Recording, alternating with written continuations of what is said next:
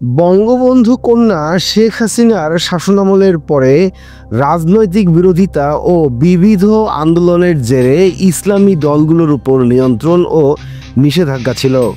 কিন্তু বর্তমান অস্থিতিশীলতা, আন্দোলন ও সাম্প্রতিক সরকার পরিবর্তনের ফলে তাদের রাজনৈতিক সুযোগ বেড়েছে।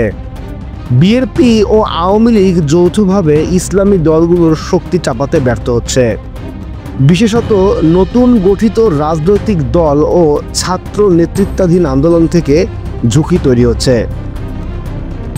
ইসলামী দলগুলোর রাজনৈতিক প্রভাব সাম্প্রতিক বছরগুলোতে বেড়েছে এবং তারা তাদের রাজনৈতিক শূন্যতা ও অনিশ্চয়তার সুযোগ নিয়ে গুরুত্ব বাড়াতে পারে।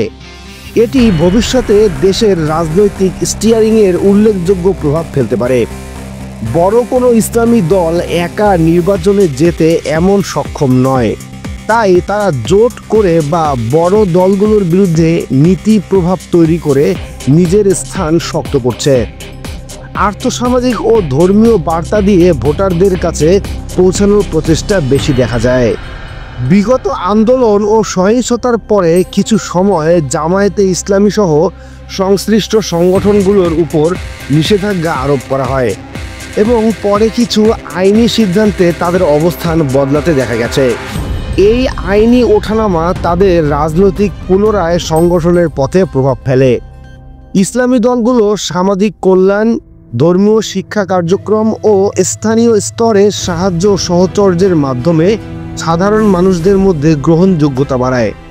এতে করে ভোট ঘাঁটি ও স্থানীয় রাজনৈতিক প্রভাব বাড়ার সুযোগ সৃষ্টি হয়। 2024 সালের ছাত্র আন্দোলন ও তা থেকে উদ্বৃত্ত জনরস দেশের রাজনৈতিক দৃশ্যপট বদলে দিয়েছে। বিশ্ববিদ্যালয়ের ছাত্র রাজনীতি ও মাঠে ছাত্র দলের অংশগ্রহণ যেভাবে রাজনীতিকে প্রভাবে এনেছে তা নতুন বাস্তবতা তৈরি করেছে। কিছু ধর্মীয় সংগঠন মহানগর মিছিল ও বিশাল জনসমাবেশ করে সরকারের নীতির বিরোধিতা করেছে। বিশেষ করে নারী সম্পদ আইনি পরিবর্তন বা ধর্মীয় ইস্যুতে এতে রাজনৈতিক প্রভাব দেখাতে সক্ষম হয়েছে। কিছু বিশ্ববিদ্যালয়ে শিবিরের সদস্যরা সরকার বিরোধী বা ধর্মীয় দৃষ্টিভঙ্গি নিয়ে ছাত্র রাজনীতিতে সক্রিয়ভাবে অংশ নিচ্ছে। কিছু ক্ষেত্রে তারা ডিইউসি, এসইউ ধাঁচের ভোট এবং ইউনিয়ন ভিত্তিক প্রতিষ্ঠানে প্রভাব দেখিয়েছে। শিবির সাধারণতই ধর্মীয় ও সামাজিক বিষয়ে বক্তৃতা, মিছিলে অংশগ্রহণ এবং ক্যাম্পাসের বাইরে কোরআন শিক্ষা বা কল্যাণমূলক কাজের মাধ্যমে নিজের উপস্থিতি দৃঢ় করে। এই কাজগুলো ক্যাম্পাসে নতুন সদস্য সংগ্রহ ও সমর্থন বাড়াতে সহায়ক হয়।